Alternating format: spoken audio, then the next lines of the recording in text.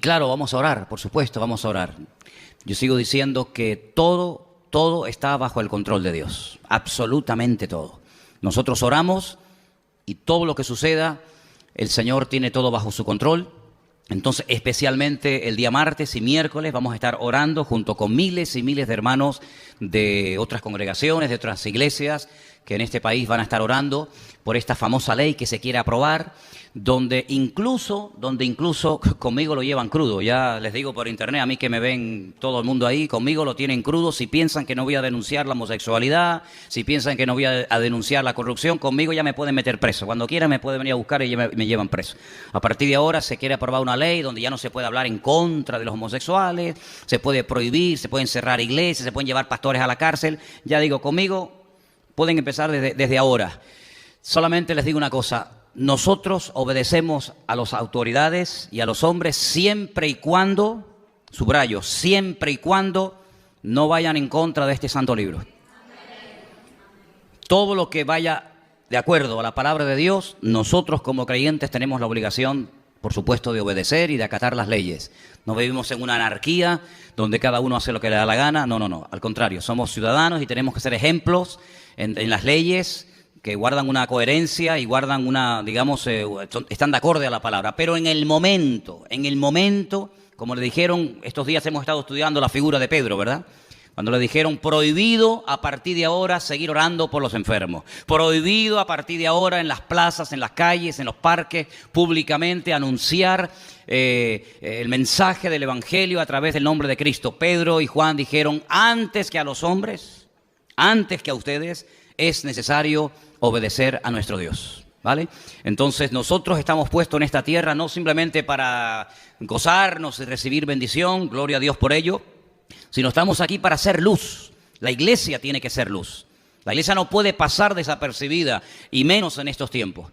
Así que vamos a orar para que todo salga conforme a la voluntad de Dios, pero se apruebe o no se apruebe la ley, nuestra ley es esta. Y todo lo que, repito, vaya en consonancia con la Escritura, diremos amén, y aquí estamos para ser personas ejemplares en medio de una sociedad corrupta. Pero cuando se dicen cosas que van en contra de la palabra de Dios, cuando nos prohíben denunciar el pecado, cuando nos prohíben denunciar la palabra de Dios, la Escritura, amigo, hasta ahí podríamos llegar. Entonces vamos a estar orando, ¿sí? El martes y el miércoles, especialmente por estas cosas que proponen inconversos y proponen personas que odian el Evangelio y que quieren quitar a Dios de la sociedad. Hay varios partidos que están detrás de esta ley mordaza y lo que pretenden es descristianizar a Europa, arrancar las raíces cristianas de este continente. Pero, hermanos, nosotros estamos aquí para ser una voz profética, para anunciar al mundo que el Señor Jesucristo es el camino, es la verdad y es la vida. Y nosotros estaremos siempre a favor de todo aquello que vaya a favor de la palabra. Pero en el momento, repito, que algo vaya en contra, lo lamento muchísimo, aquí nos encontrarán a todos. Por lo tanto, oremos, vamos a orar, vamos a confiar que Dios ponga su mano en todo esto. Pero siempre digo una cosa, el Señor sabe lo que hace y cuando Él permite, cuando Él abre o cuando Él cierra una puerta, una situación, una circunstancia, no nos preocupemos, Dios tiene todo bajo su control. No vamos a entrar ahora en un nerviosismo, en una paranoia. Ay, mira lo que van a hacer. Bueno, los hombres van a hacer lo que el Señor les permite hacer. Y van a llegar las cosas hasta donde Dios las permita. Ni más ni menos. ¿Cuántos dicen amén? Hay algunos creyentes que como que le tienen miedo al diablo. Al diablo no hay que tenerle temor. Porque el diablo, dice la Biblia, que ha sido vencido por Cristo en la cruz del Calvario. Él nos tiene que tener temor a nosotros. Nosotros no tenemos que tener temor a Él, ni a nada, ni a nadie. Porque mayor es el que está en nosotros que el que viene contra nosotros. Así que otros presumen y otros tienen sus días y otros tienen sus proclamaciones. Nosotros estamos hace 2000 años en este mundo, hermanos, proclamando la verdad, proclamando el Evangelio. Y si eso conlleva el que nos metan preso, pues hermano, no será la primera ni la última vez que a un pastor, que a un creyente lo meten preso o lo matan o lo torturan por la causa del Evangelio. El Evangelio, el verdadero Evangelio, tarde o temprano, créanme, tarde o temprano chocará frontalmente con la sociedad en la cual vivimos. No se olviden ustedes que estamos viviendo no al principio de la era cristiana, estamos en la recta final. Y la Biblia nos enseña, hermanos, que la maldad se va a multiplicar de una manera increíble. Esto va a hacer que el amor de muchos se enfríe, que algunos se desanimen, que otros se pongan nerviosos, pero es el momento de ser renovados, es el momento de buscar a Dios. No es el momento de quejarnos ni de mirar a izquierda ni a derecha, sino mirar a quien siempre tenemos que mirar, a nuestro Dios. Está sentado en el trono. Cuando estaban matando a pedradas a nuestro querido hermano Esteban, allí en los primeros tiempos de la iglesia primitiva, dice que mientras la apedreaban, él miraba al cielo. Él no miraba las pedradas, él no miraba a los que le estaban criticando, a los que querían matarlo, él miraba al cielo y dice: yo veo al Hijo de Dios sentado a la diestra de Dios Padre. Así que eso es lo que tenemos que hacer, mirar siempre al Señor. De hecho, es un mandato bíblico. La Biblia dice: si habéis resucitado con Cristo, lo cual es sinónimo de decir, si habéis nacido de nuevo, si habéis abrazado el Evangelio, si habéis aceptado a Cristo como vuestro Señor y como vuestro Salvador personal, poned la mira en las cosas de arriba, no en las de la tierra. ¿Cuántos dicen amén? Cuando miramos al Señor, que pase lo que pase, que venga lo que venga, que digan lo que digan, nosotros podemos caminar en fe, podemos caminar en victoria. El enemigo intentará frenar a la iglesia, pero vamos a ver, pero esto no nos tiene que llamar la atención. Dice la Biblia en una de las cartas de Pedro, y hemos hablado estos días mucho de Pedro, llevamos semanas hablando de este personaje bíblico. Hermanos, no os sorprendáis, no dice eso la Biblia, no os sorprendáis del fuego de la prueba que os ha sobrevenido, como si alguna cosa extraña estuviera aconteciendo.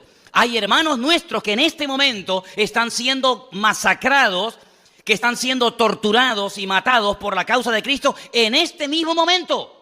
Por lo tanto, hermanos, si el Señor permite que las cosas se pongan un poco difíciles, que venga persecución contra la iglesia, no se preocupen. La iglesia avanza más bajo la presión que en un tiempo de relajación. Por eso, hermanos, confiemos en Dios, no bajemos la guardia. Al contrario, doblemos la guardia, oremos, busquemos más del Señor, porque el Señor, repito, tiene todo bajo su control. ¿Cuántos dicen amén? Así que vamos a estar orando en esta semana por este tema y por otros que seguramente surgirán. Vamos a orar un momentito, cierra tus ojos antes de ir a la palabra en esta noche y pedir la bendición del Señor para que el mensaje que vamos a compartir hoy sea de bendición y usted se pueda llevar palabra de Dios en su corazón. Te damos gracias por este privilegio y por esta nueva oportunidad que nos das de abrir las sagradas Escrituras, la bendita y eterna palabra de Dios. Habla a tu pueblo, Señor. Que todo lo que compartamos en esta tarde caiga en buena tierra. En tierra, Señor, sedienta y hambrienta de palabra de Dios. Ministranos, Señor, y que podamos empezar esta semana de una forma victoriosa. Como todos estos últimos días hemos visto cada día cómo la ayuda ha llegado milagrosamente, Señor. De donde menos esperábamos, la ayuda ha venido, porque tú no desamparas a ninguno de tus hijos. Y te doy gracias porque en este primer día de la semana nos permites congregarnos, reunirnos en este lugar bajo tu bandera, bajo el nombre de nuestro Dios eterno, Yahweh Sebaot, el Dios de los ejércitos, al cual adoramos y clamamos pidiendo que en esta tarde, a través de tu palabra escrita, hables a nuestros corazones, Señor. En el nombre bendito de tu amado Hijo Jesús. Amén y amén. ¿No les escuché decir amén? Ok. Vamos a Hechos capítulo 13. Como decía hace un instante, hemos estado hablando en las últimas semanas acerca de un personaje muy conocido por todos y cada uno de nosotros, como es Pedro, Simón Pedro, hijo de Jonás. Lo veíamos allí en el mar de Galilea pescando, siendo llamado por el Señor, y desde ese momento que el Señor lo llama hasta el capítulo 12 del libro de los Hechos, hemos visto, creo que cosas muy interesantes y muy prácticas que nos pueden venir muy bien a cada uno de nosotros. Lo hemos visto sanando enfermos, lo hemos visto resucitando muertos, lo hemos visto predicando en las calles con un temor y una autoridad, sin ningún temor al hombre, con un temor a Dios y con una autoridad tremenda. Lo hemos visto caminar por encima de las aguas, pero también lo hemos visto negando al Señor, dudando, ahogándose en las aguas del mar de Galilea. También lo hemos visto llorar.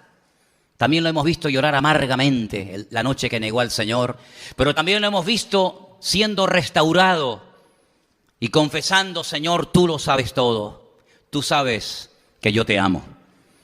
Lo hemos visto en la cárcel, ese fue el último pasaje que estudiamos el día jueves.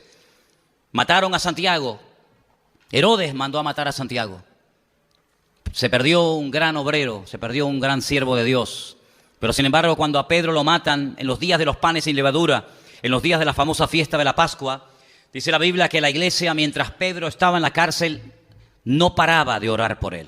Quiero leer esos versículos, por favor, porque son muy interesantes. En Hechos capítulo 12, dice la Escritura en el versículo 5, 12:5. Así que Pedro estaba custodiado en la cárcel, pero la iglesia hacía sin cesar oración a Dios por él. Dice que estuvieron toda la noche orando para que Pedro fuera protegido por la mano del Señor y claro que lo fue, pero no solamente fue protegido, sino fue liberado esa misma noche de una forma milagrosa. 16 soldados romanos, leímos, 16 soldados romanos, bajo la orden de cuidar de ese solo hombre. 2 de ellos dormían con Pedro en la cárcel, uno encadenado a su mano izquierda y otro encadenado a su mano derecha. Soldados por dentro, soldados por fuera.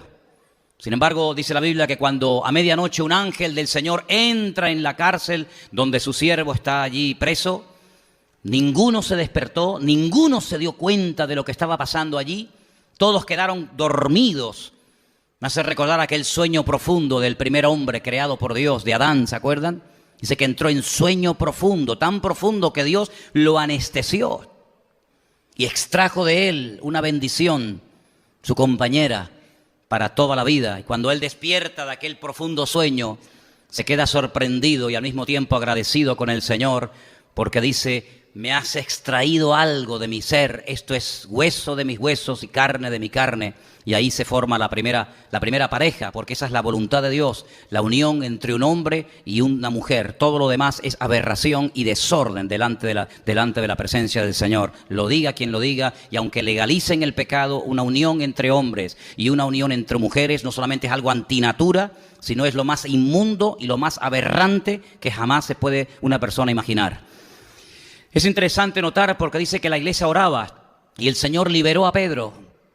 Sale de la primera puerta, sale de la segunda puerta y tardó más tiempo la iglesia en abrirle la puerta donde estaban reunidos orando en un culto de oración que el Señor sacarlo de la cárcel. Pero a partir del capítulo 13 ya no volvemos a saber nada de Pedro.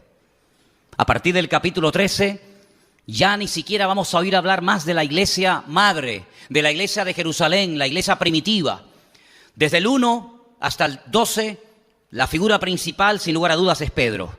La iglesia principal, la que más se habla, la que más se comenta, donde ocurren los milagros, donde ocurre, el nombramiento de los primeros 7 diáconos, siempre es en Jerusalén. A partir del capítulo 13 se deja de hablar de Pedro, se deja de hablar de la iglesia madre de Jerusalén y comenzamos a conocer a otros personajes.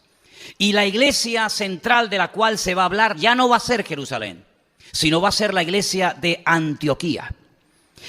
Capítulo 13 del libro de los Hechos dice así: había en la iglesia que estaba en Antioquía profetas y maestros.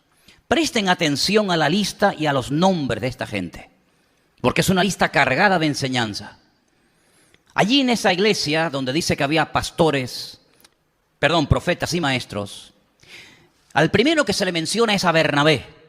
Para nosotros Bernabé a estas alturas no es un personaje desconocido, porque ya Bernabé fue nombrado la primera vez en la historia bíblica como un hombre generoso, como un hombre que dice que vendió una propiedad y trajo absolutamente todo el importe de dicha herencia, de dicha venta, a los pies de los apóstoles. No así, cosa que hicieron o intentaron imitar aquel matrimonio llamado Ananías y Zafira, que quisieron decirle a la iglesia, quisieron hacerle entender a la congregación que ellos también, igual que Bernabé, eran gente muy generosa, pero era mentira. Daban solamente una parte, pero ellos dijeron que estaban dando todo para así aparentar ante la congregación de que eran gente muy generosa y lo que eran unos manipuladores y unos mentirosos. Y cuando el apóstol Pedro dice: ustedes han vendido en esta cantidad que acaba de decir tu marido esta propiedad, ella miente y dice: sí, en esta cantidad. No es verdad, no has vendido eso en esta cantidad. Si ustedes no quisieran dar nada a la congregación, no pasa nada, no hay ningún problema. Si ustedes de la herencia o de la propiedad que han vendido quisieran dar una parte, no hay ningún problema.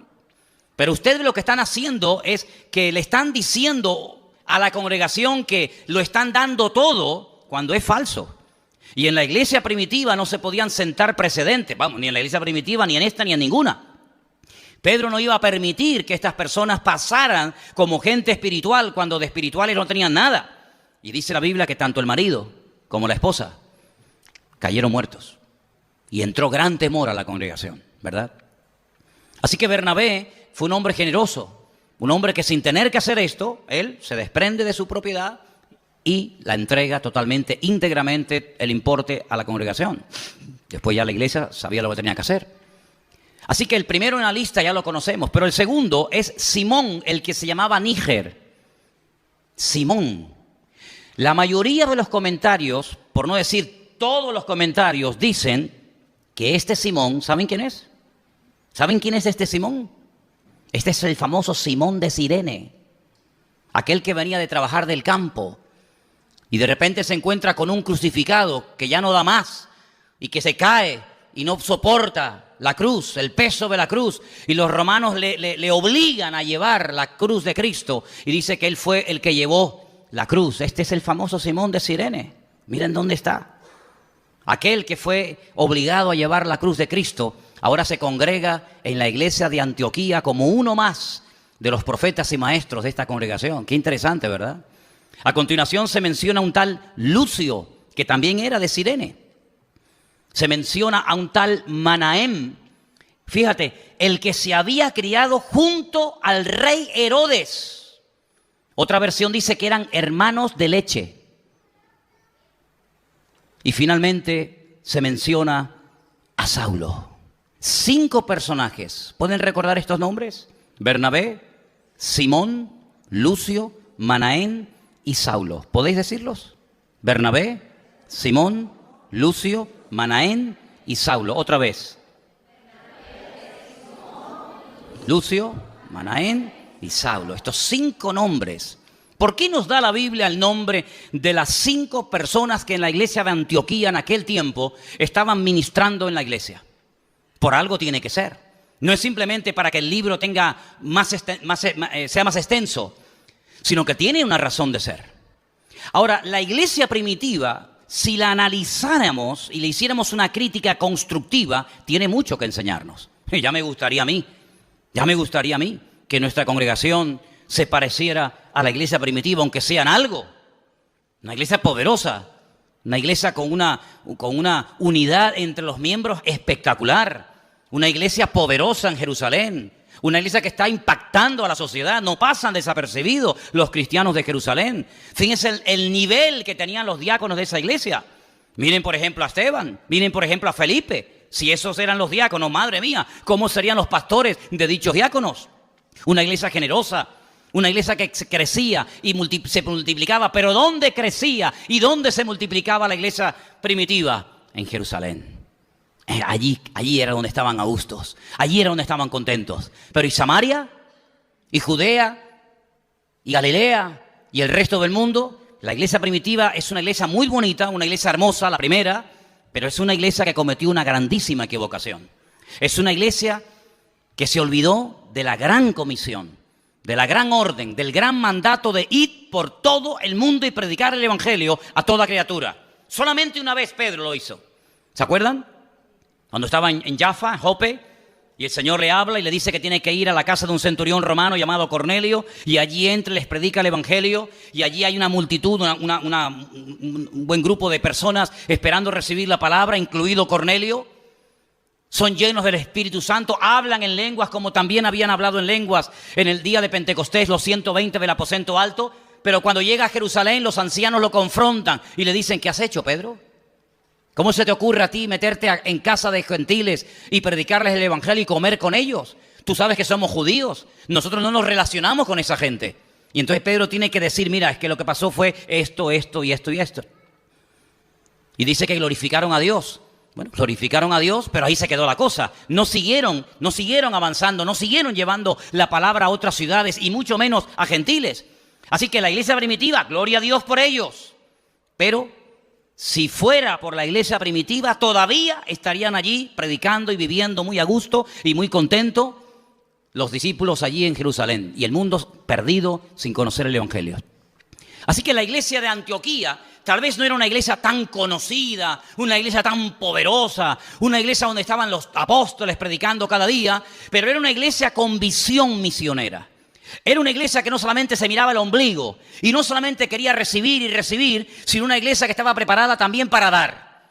Y hermanos, en la orografía de Israel, ese país tan pequeño, pero del cual aprendemos tantas cosas, uno se queda sorprendido porque es el único país del mundo que tiene 4 mares. 2 externos y 2 internos.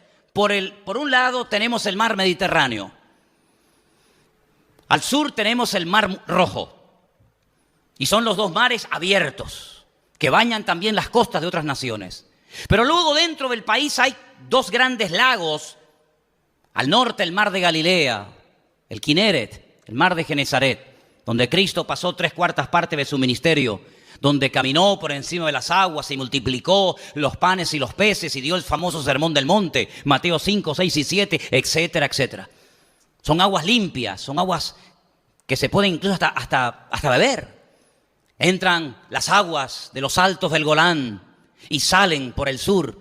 No son aguas putrefactas, no son aguas estancadas. Hay vida, hay peces. Muchas veces hemos comido los famosos peces, el pez San Pedro, que se pesca ahí hasta el día de hoy, ¿verdad? Sin embargo, cuando viajamos un poquito hacia el sur de Israel, muy cerca de Jerusalén, muy cerquita de Jerusalén, encontramos el Yam HaMelach, el mar de la sal, o el mar muerto, como vulgarmente se les conoce. Un mar que recibe agua, pero no la suelta. Es un mar que retiene, pero no da. Exactamente igual que esos 2 famosos estanques que también están dentro de la ciudad de Jerusalén. El estanque de Betesda y el estanque de Siloé. Estanque de Betesda, donde multitudes iban a esperar el movimiento del agua producido supuestamente por un ángel, que como dije en su día, no hay ningún ejemplo en la Biblia de que nadie, absolutamente nadie, fuera sanado en las aguas putrefactas y estancadas del estanque de Betesda, porque era una leyenda, era algo que se había transmitido de generación en generación. La gente esperaba algo que nunca ocurría y por eso había multitudes. Que nadie era sanado, solamente uno fue sanado, y no, por cierto, por el movimiento del agua, sino porque Juan capítulo 5 dice que el Señor Jesucristo, el que cambia, el que transforma la vida por dentro y por fuera, llegó al estanque de Betesda y allí sanó solamente a uno, aquel paralítico que hacía 38 años que no se podía mover. Conocen la historia, ¿verdad? Pero sin embargo, cuando unta barro, Juan capítulo 9, en los ojos de aquel ciego de nacimiento, previamente los discípulos habían preguntado: Señor, ¿quién pecó? Algo tuvo que ocurrir para que este hombre naciera ciego. Pero cuidado, no solamente era ciego, sino que las cuencas, el globo ocular no estaban vacías las cuencas, no había globo ocular, era imposible que ese hombre pudiera volver a recuperar la vista. Pero lo que es imposible para los hombres siempre es posible para Dios. Dios no conoce la palabra imposible. Dios, el Señor, unta barro en sus ojos y lo manda al estanque de Siloé. No al estanque de Betesda, donde estaba el agua estancada hasta el día de hoy, que se puede ver y se puede visitar, sino al estanque de Siloé, que significa el enviado. Aguas limpias, aguas cristalinas, donde los chicos van y se bañan hasta el día de hoy. Aguas donde entra y sale y están limpias. Bueno, pues queridos hermanos, la palabra del Señor nos enseña que el creyente puede ser una persona receptiva, gloria a Dios, pero también tiene que dar. Y la Escritura dice que más bienaventurado es dar que recibir. Algunos se montan y se organizan la vida únicamente para recibir. Oye, mira, vete a tal iglesia que allí vas a recibir bendición. No, mira, vete a la otra que hay un pastor que no sé qué. Y está bien que la gente venga a recibir palabra. Y está bien, no hay nada malo, hermano. Si usted ha venido esta tarde para recibir palabra vas a recibir, no te quepa la menor duda. Pero no te olvides que recibimos para dar. No solamente recibimos para estar contento, para que mi marido vuelva conmigo, para que mi hijo salga de la droga, para que yo consiga un buen trabajo. Está bien todo eso, pero no se olviden que la prioridad no somos nosotros. La prioridad es alcanzar al mundo para Cristo. ¿Cuántos dicen amén? No podemos olvidarnos de eso, porque si no la iglesia está viviendo mirándose el ombligo. Venga a recibir y venga a recibir y venga a recibir, pero recibimos para poder dar al mundo. Y cuanto más demos, más vamos a recibir de parte del Señor. ¿Cuántos dicen amén? ¿No les oigo? Ok, díganlo fuertito, ¿sí? Pero si yo estoy predicando fuertito, ustedes también. Escuchen, en la lista de esta iglesia de Antioquía, hay 5 personajes: Bernabé, Lucio, Simón, Manaén y Saulo. Bernabé, dice la Biblia, era de la isla de Chipre. Interesante. Era un chipriota. Lucio dice que era de Cirene. ¿Cirene dónde está? En el norte de África. Simón era judío, pero por algunas palabras que aparecen aquí y por la historia, se nos dice que se movía en círculos de gente romana, aunque era judío. Manaén era un aristócrata. Se había criado nada más y nada menos que con el rey Herodes, hermanos de leche. Una persona de la aristocracia de la época, una persona que se movía en las más altas esferas de aquel tiempo, pero era convertido. Y finalmente tenemos a un ex rabino judío muy famoso, criado a los pies del mejor maestro de Torá de la época, como era Gamaliel, nieto de Gilel, uno de los maestros de la Torá más famosos de la historia. Así que fíjense qué combinación tenemos aquí. Gente de Chipre, gente del norte de África, gente que se mueve en círculos con los romanos, gente que viene del trasfondo del judaísmo, de la secta de los fariseos, personas que se mueven en las más altas esferas. Qué interesante todo esto. Bueno, pues de esta iglesia que está formada por diferentes nacionalidades, por diferentes culturas y costumbres, de esa iglesia salen por primera vez en la historia 2 personajes, ahora vamos a leerlo, que salen para llevar el evangelio a otras naciones, a otros lugares donde todavía a estas alturas nunca nadie había llevado la palabra. Quiero que lean conmigo en el versículo 4.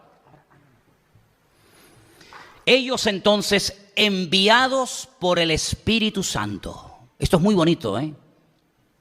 Enviados por el Espíritu Santo, descendieron a Seleucía y de allí navegaron a Chipre, de donde era Bernabé.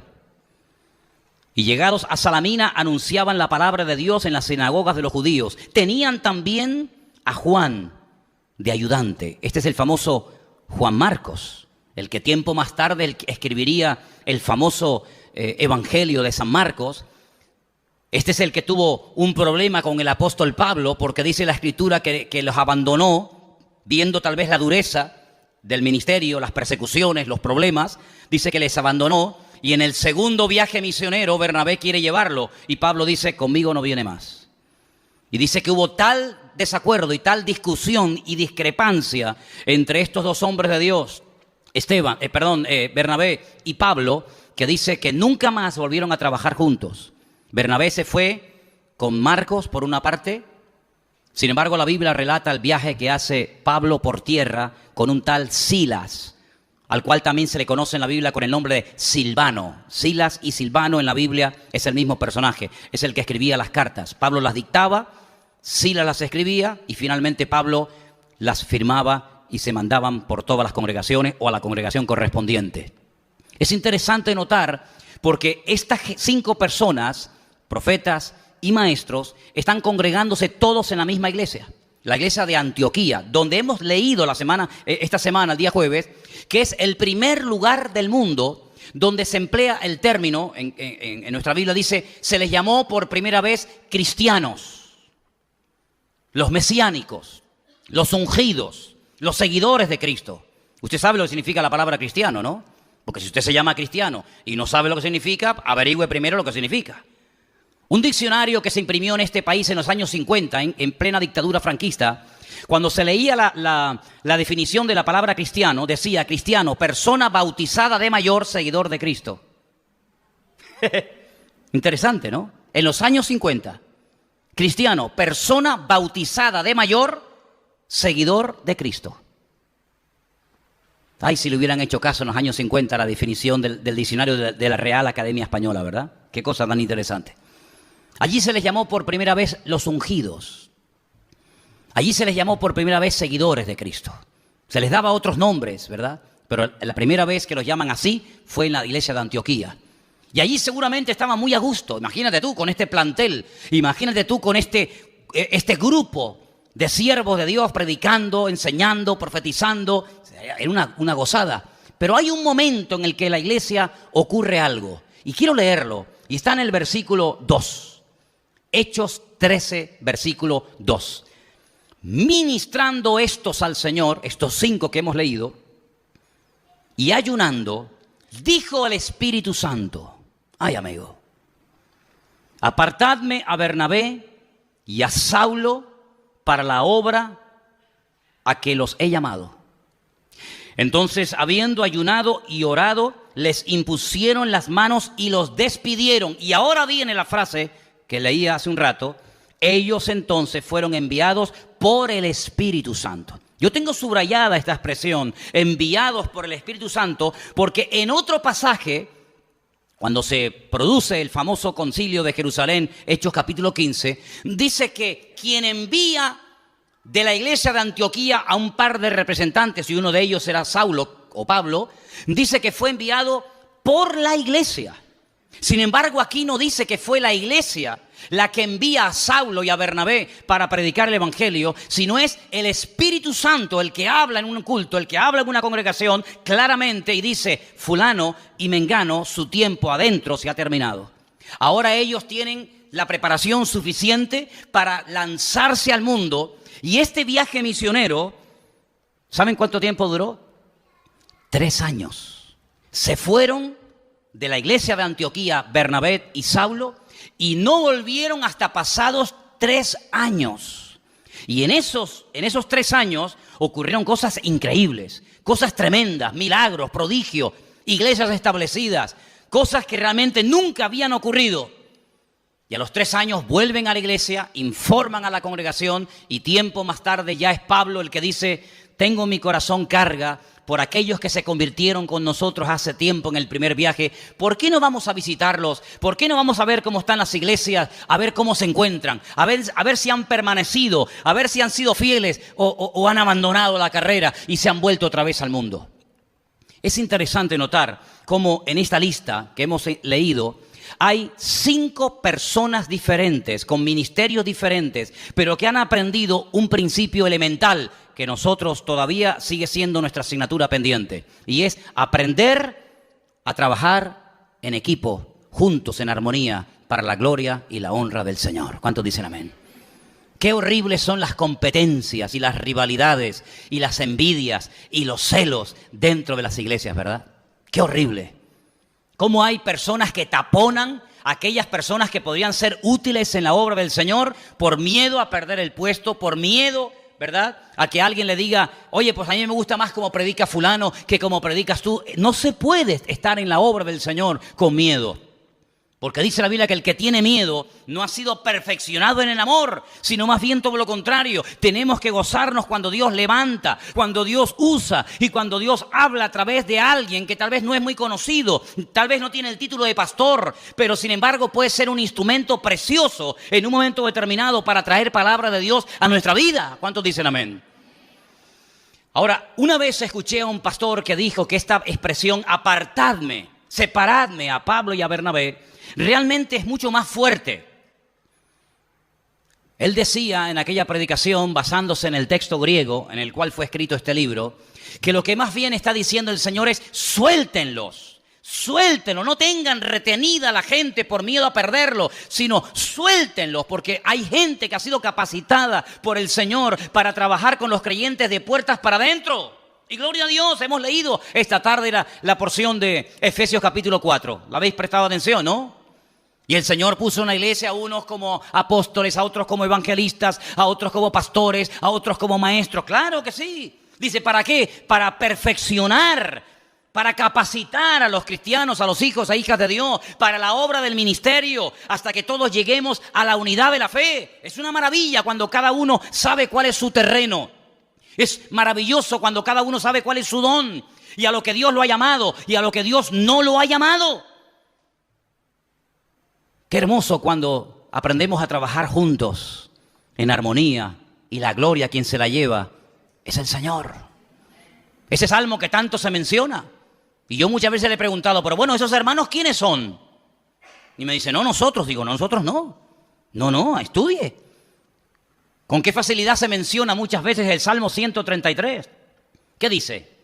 Y mirad cuán bueno es y cuán delicioso es habitar los hermanos juntos en armonía. Y entonces los cristianos toman ese versículo y dicen, hermanos, ¿tenemos que estar juntos en armonía? Sí, ya lo sé que tenemos que estar juntos en armonía. Pero ¿a qué hermanos hace referencia ahí la Biblia?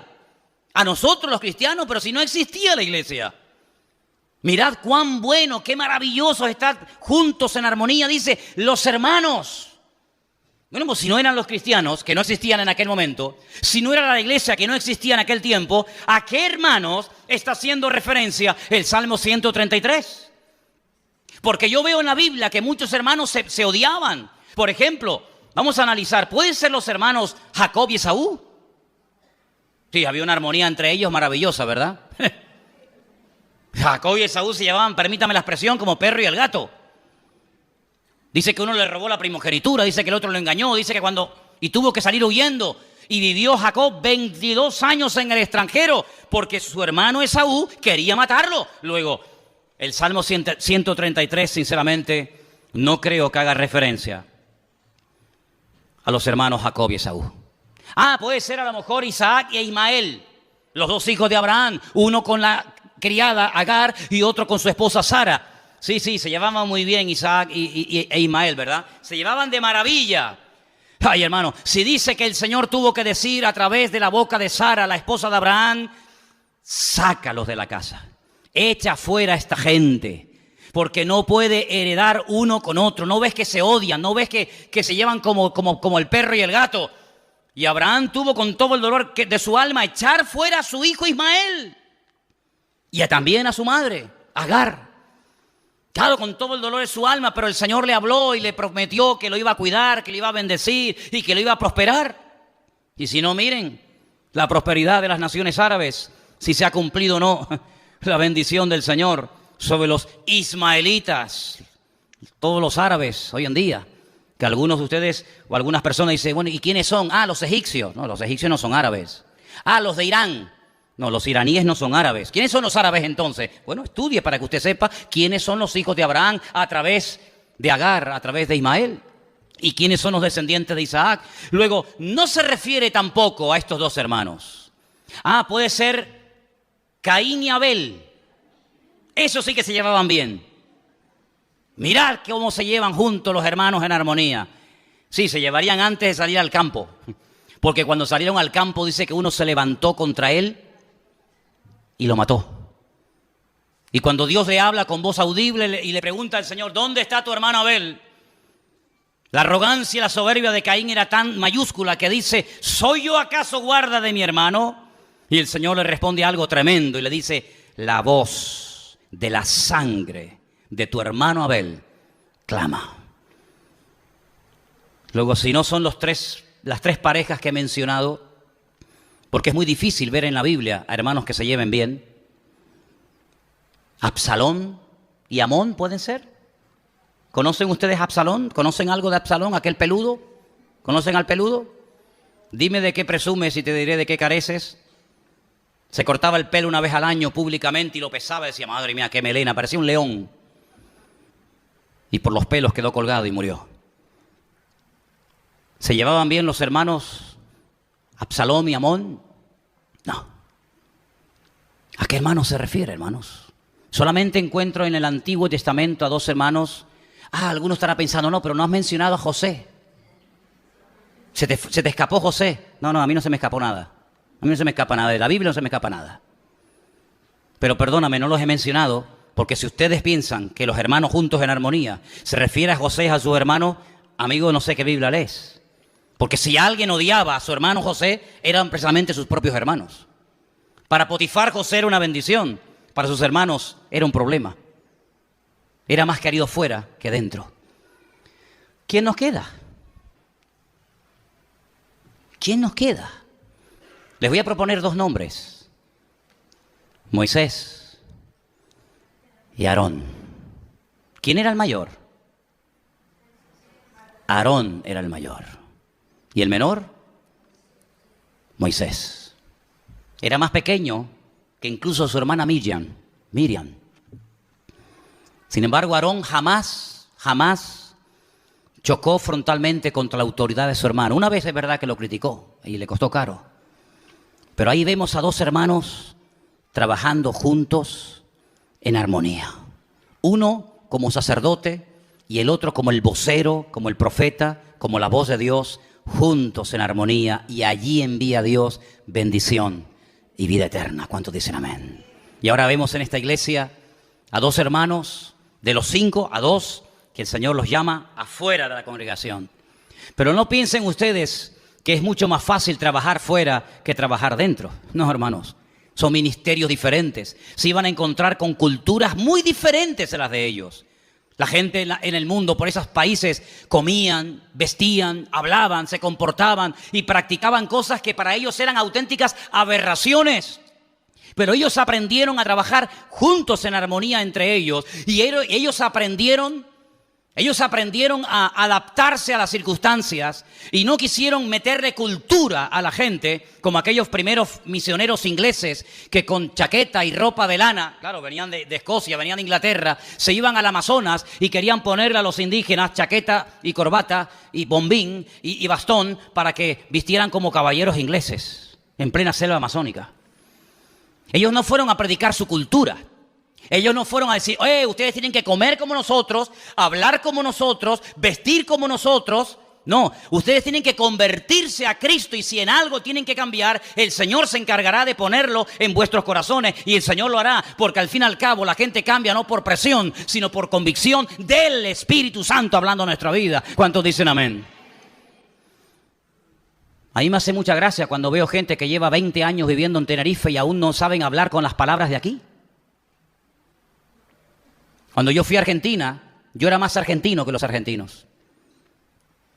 Y cuando fui a Bolivia, yo era más boliviano que los bolivianos. Y cuando fui a África, era más africano que los negros de allí. Porque si algo nos ha enseñado el Señor es adaptarnos a donde vamos. Y yo lo que quería es que me entendieran y alcanzar a la gente con el Evangelio. Así que si usted vive en Canarias, adáptese a la cultura de este país para que usted pueda ganar a gente de este país para Cristo. Usted puede de puertas para adentro en su casa hablar y comer y vestir como usted quiera, pero no se olvide que si Dios le ha traído a usted a esta tierra, es para que usted se adapte a esta tierra y para que usted pueda ser un ejemplo y un testimonio para alcanzar a gente de esta tierra para la honra y para la gloria del Señor. Aquí decimos coger, sin miedo, sin miedo. Dígalo. Es que aquí se dice coger, no hay ningún problema. Claro, si yo voy a Venezuela, papá, eso no se puede decir, pero es que yo no estoy viviendo en Venezuela, aunque yo soy de Venezuela también, y antes que tú, porque soy más viejo que muchos de los venezolanos de aquí, ¿o no? Y aquí decimos guagua, y aquí decimos mi niño. Es que yo tengo que aprender a hablar como aquí, ¿saben por qué? Porque yo quiero que el mundo me entienda. Y el piropo más grande y maravilloso que me han dado en esta vida es cuando una persona, después de un culto, me dijo, es que usted como pastor parece tan normal. Sí, bueno, yo no sé qué concepto tiene usted de los pastores, pero yo soy muy normal. A veces más de la cuenta. Sí, soy muy normal. Yo nunca jamás en mi vida he tenido problemas con el alcohol. Jamás en mi vida. Nunca he tenido problemas con el alcohol. Sí, hermano, pero ¿sabes lo que pasa? Que en mi iglesia allá claro, yo no quiero decir nombre porque se me ha sentido aludido, pero por allí, es que, hermano, un pastor no puede beber una cerveza. Amigo, lo siento mucho. Aquí en Canarias, si usted se bebe una cerveza, usted no es un pecador maldito que se va al infierno eternamente y para siempre. Hombre, lo que no voy a ver son 20. Pero yo no he tenido jamás ningún problema con el alcohol, jamás. Ni he sido un alcohólico, ni tengo ninguna tentación con el alcohol. Gracias a Dios. Claro, cuando yo voy a otros países, yo me adapto a otros países. Pero ¿sabe qué, hermanos? Esta gente se fue a lugares donde nunca había llegado el Evangelio. Y cuando llegaron, Pablo llegó a escribir, dice, cuando estoy con los judíos, me comporto como un judío para alcanzar a mi pueblo para Cristo. Y cuando estoy entre los gentiles, pues vivo, aunque no me contamino, ¿verdad?, con su pecado ni con sus malas costumbres, pero vivo y me adapto a las costumbres de ellos. Y si comen con las manos, yo como con las manos. Nosotros en África, Armando lo sabe que vino conmigo, Nosotros comimos una vez en la casa de una gente de mucho dinero y de muy alto nivel, con las manos en Malindi. Y eso no lo hice yo ni cuando estaba en el mundo, revolcándome en el pecado. Pero allí todo el mundo con las manos. Pues venga con las manos, como si comen con los pies. Con los pies hubiera comido. Problema, no pasa nada. Y he ido a congregaciones donde me dicen, hermano, usted sin corbata en esta iglesia no puede predicar. Y bueno, pues tráigala para acá. Yo tengo en mi casa 200 corbatas como mínimo. Si hay que ponerse una, me pongo una, no pasa nada. Iglesias donde me han dicho, hermano, usted con barba no puede predicar porque parece un montonero argentino. Y bueno, ¿qué quiere que haga? Aquí me quito la barba por la mañana, ya por la tarde no me sale. Y otros me dijeron, hermano, qué bien le queda a usted esa barbita que tiene porque parece un profeta del Antiguo Testamento. ¿En qué quedamos? ¿Me la quito o me la pongo? ¿En qué quedamos? Por la mañana parezco un montonero y por la tarde un profeta del Antiguo Testamento. ¿Cómo va la vaina esta? ¿Cómo es esto? ¿Cómo es? Ay, querido hermano, esta gente aprendió un secreto que lamentablemente nuestros queridísimos hermanos de la iglesia primitiva no quisieron aprender. Y es que ellos estaban contentos entre ellos, su grupito. Pero la iglesia no es un grupito. La iglesia es la sal de la tierra y la luz del mundo. Y el mundo, España, más que nunca, está necesitando de cristianos normales, pero llenos del Espíritu Santo para marcar allá afuera una diferencia. ¿Cuántos dicen amén? Tan triste la gente. Y han visto, ¿no? Tan triste. El Tenerife no subió. No, tan triste. Me dijo una persona esta mañana, la tristeza me va a durar un mes. Así me dijo, ¿no? De verdad. Nosotros en esta tarde podemos decir que el Señor es nuestra fortaleza. Podemos decir que Él ha cambiado nuestro lamento en baile. No me interesa si se bajó, si subió. Mayor es el que está en nosotros que el que está en el mundo. Y el gozo del Señor es nuestra fortaleza. Amén, aleluya. Aplauda para que lo oigan en toda la calle, hermano. Aplauda fuerte. No está el estadio, pero está la iglesia del Señor en esta tarde aquí. Aleluya. Amén. Gloria a Dios, fuertes aplausos, fuerte que lo oiga toda la calle. Garcilaso de la Vega, aquí están los hijos de Dios. En victoria, para la gloria de Dios. Amén, aleluya. Nosotros siempre ganamos porque el diablo está vencido. Fuertes aplausos a Él y a su nombre, y a su nombre. Gloria a Dios, amén. A nosotros no nos roba el gozo nadie. Nadie nos roba el gozo. No había una canción que decía, el gozo que Dios me dio nadie me lo puede quitar. ¿No había una canción así? ¿Cómo me va a quitar el mundo el gozo si el mundo no me lo dio? Claro, mi querido hermano, hay circunstancias, hay problemas, hay luchas, hay dificultades, pero bueno, ahí se demuestra la madera de la que está uno hecho. Porque si no hay luchas y dificultades, entonces, ¿cómo es? El verdadero cristiano no se nota cuando todo va bien y todo sonríe y todo, gloria a Dios, aleluya. Sí, ahí cualquiera. El verdadero cristiano se demuestra cuando hay necesidades y dificultades y luchas y obstáculos y circunstancias aparentemente adversas y difíciles. Pero ahí es donde descubrimos la grandeza de nuestro Dios. Ay, si aquel papá con el corazón roto el día que tenía que sacrificar a su hijo no hubiera dado ese paso de fe y de obediencia al Señor, jamás hubiera descubierto que Jehová Jireh, el Señor es el que provee. ¿Verdad? Si no hubiera dado ese paso de fe, aquel hombre con aquellos 300 desarmados para ir a enfrentarse con una multitud, nunca hubiera aprendido que el Señor no necesita de números, sino que necesita de gente valiente y osada para hacer la guerra a los madianitas, como fue Gedeón en el nombre del Señor. ¿Se da cuenta? Así que, hermanos, cuando vienen tormentas, cuando vienen dificultades, cuando vienen enfermedades, cuando viene crisis financiera, lo que sea, no importa. En todo eso somos más que vencedores, dice la Biblia. Mucho más que vencedores. Ya me perdí. No me perdí. Es que tengo tanto aquí para dar que digo, ¿ahora por dónde voy? Porque tengo tanto material. Pero mire, déjeme que le diga algo en esta tarde, porque no quiero cansarlos. Pero déjeme que le diga algo para mí muy importante. Mire, hermano, esta gente se movió.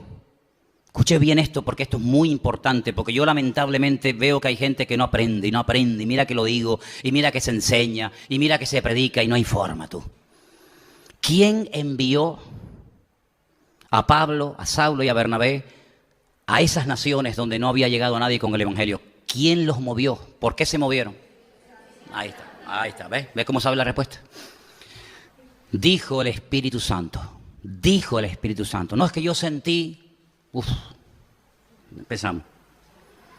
Los miembros de Vida Nueva tienen varias características que los diferencian de otras iglesias. Una de las características de la gente que se congrega con nosotros en esta iglesia es que la palabrita yo sentí, nosotros no la usamos. Cuando yo oigo a alguien y dice, no, porque yo sentí, digo, este no es de nuestra iglesia, porque nosotros no hablamos así. Yo sentí. Esta gente no se movió por un sentimiento, porque le iban a esperar, le estaban esperando persecuciones, cárceles, torturas. Los sentimientos llegan de aquí a la esquina. Esta gente se movió por el Espíritu Santo de Dios en la iglesia que habló. No se movió porque allí había más trabajo. Entonces, claro, si hay más trabajo allí, aquí ya no hay, me voy para allá. ¿Usted me está viendo? No me oyó, se lo voy a repetir. Allí hay trabajo y aquí no hay. Voy a ponerlo bíblicamente para que nadie se sienta ofendido. Allí está Egipto, aquí está Canaán. Aquí las ovejas se me mueren de sed. Aquí no hay pastos verdes, aquí no hay nada, aquí nos estamos muriendo de asco. Allí en Egipto está el río más largo del mundo, 6.666 kilómetros de largo. Es el río más grande del mundo, con 7 brazos, que parece la lengua de una serpiente. Río que según la Biblia algún día se secará, dice la palabra. Escuche bien esto. Siempre en Egipto había trabajo, siempre en Egipto había una puerta abierta. Le voy a poner varios ejemplos para que capte esto. No está nada mal, no es un pecado decir, bueno, allí hay una oportunidad, yo voy a... No, cuidado, no estoy diciendo nada en contra de eso. Lo que estoy diciendo es que no se mueva única y exclusivamente por emociones, por sentimientos o por la carne. Mis padres fueron a Venezuela de migrantes, no eran cristianos. Mis abuelos fueron a Venezuela y a Cuba y a Argentina como emigrantes. Mis bisabuelos fueron también allí. Y ellos se movieron, no eran cristianos. A nosotros no nos mueve la necesidad. No debería de movernos la necesidad. A nosotros no nos mueve el ganar más o el ganar menos. A nosotros nos mueve el Espíritu Santo de Dios. Yo le digo lo que dice la Biblia, puta, haga usted lo que le dé la gana. Pero yo tengo la obligación de enseñarle Biblia. Los que son guiados por el Espíritu, estos son hijos de Dios. ¿Dónde dice eso, Manolo? Romanos 8. Los que son guiados por el Espíritu de Dios, estos son hijos de Dios. Es decir, que una característica para reconocer a un hijo y a una hija de Dios es que lo movió el Espíritu Santo. No la necesidad, no la emoción, no una invitación, no el sentimiento, no la carne, no un chico que le gusta, una chica. No. El Espíritu de Dios es el que tiene que mover a la iglesia del Señor. Porque si no, ¿en qué nos diferenciamos del mundo? Ahora usted me dirá, sí, pero hermano, yo he leído en mi Biblia que Abraham en un momento de necesidad, donde no había agua, donde no había trabajo, donde no había pastos verdes, donde no había nada, se fue a Egipto. Sí, ¿sabe una cosa? Yo también lo he leído. ¿Usted pensaba que yo no lo había leído? Yo lo he leído. Yo lo he leído también. Y se fue allí. Pero tiene que leer el resto de la historia, ¿eh? No solamente lea cuando fue, lea cuando salió. Porque él salió de Egipto, pero Egipto no salió de él. El faraón le dijo, ¿te vas? Ay, qué pena. Te voy a hacer un regalo. Cuidado con los regalos que la gente te hace del mundo. No acepte cualquier vaina que le regala a la gente del mundo. Cuidado, por muy bonito que sea. ¿Te acuerdas de aquella palabra? No acepte los ratones de los filisteos, aunque sean de oro. Eso fue un sueño que Dios me dio hace años. No acepte los ratones de oro de los filisteos, aunque sean de oro. El que sabe de Biblia sabe lo que estoy hablando. El que no sabe Biblia dice, ratones de oro. ¿Qué habla este hombre? Pues hay que leer la Biblia. Abraham fue a Egipto, le regaló a Agar y fue la ruina. Su hijo Isaac, viendo que su papá había ido a Egipto en un momento de crisis y en un momento de necesidad, él dijo, oye, no hay agua. Yo soy ¿cómo es?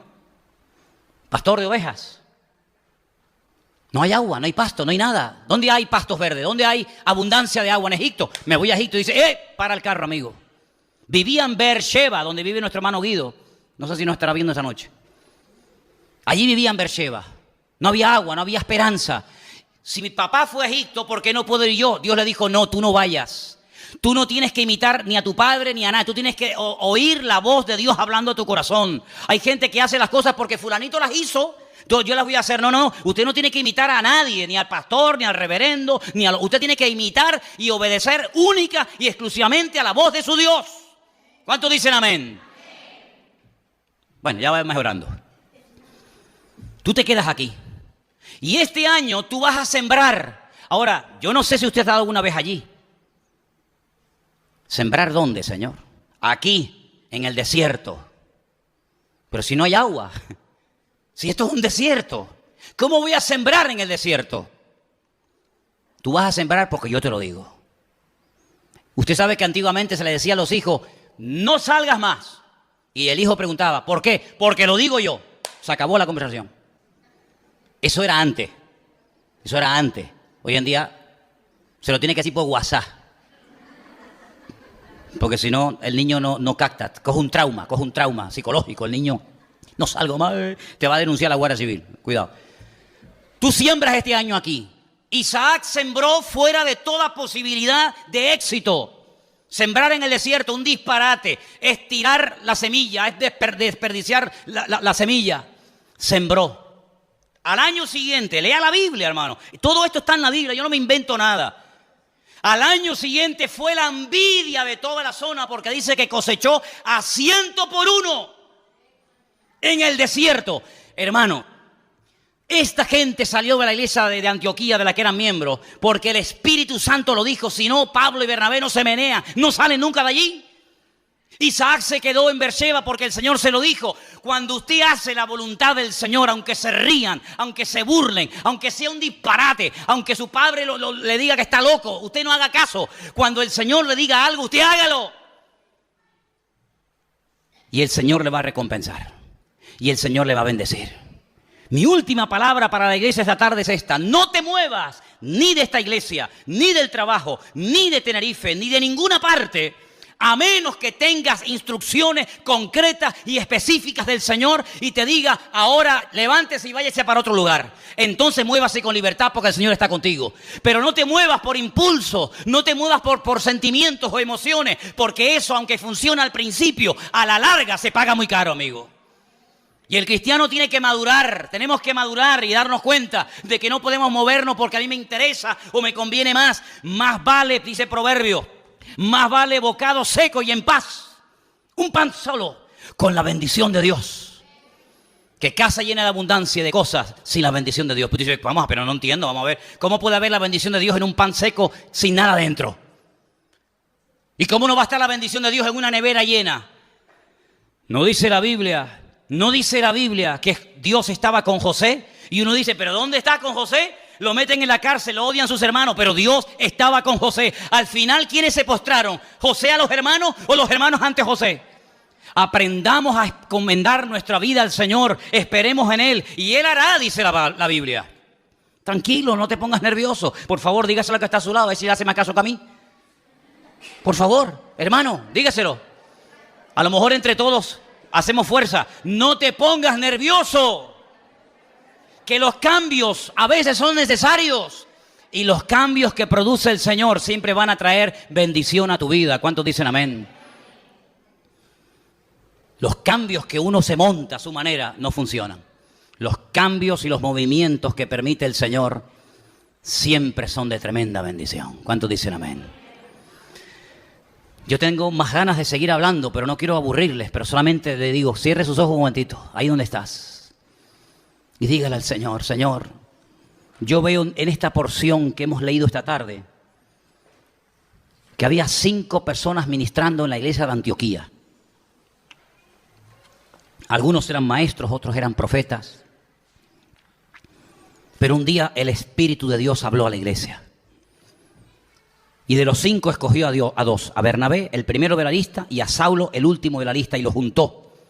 Y se fueron 3 años, diríamos hoy en día, al campo misionero, a sembrar la palabra.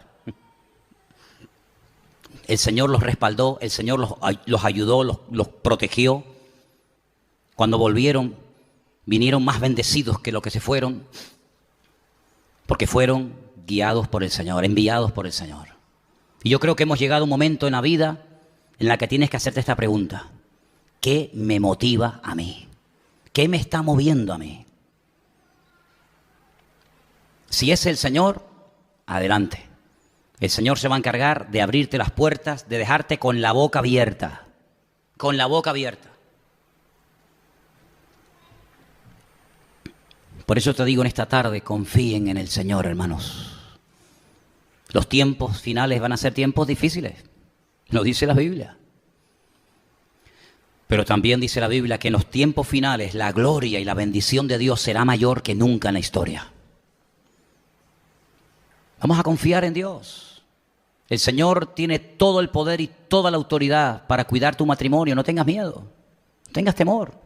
Para cuidar tu salud, para cuidar tu economía, para cuidar de tus hijos, aunque no estén aquí. No te preocupes, vive tranquilo, no estés agobiado, con nervios, estresado. Pastillas para dormir, pastillas para despertar, pastillas para comer, pastillas. Por favor, vas a reventar un día. Encomienda al Señor tu camino, confía en Él y Él hará. Eso dice la Biblia.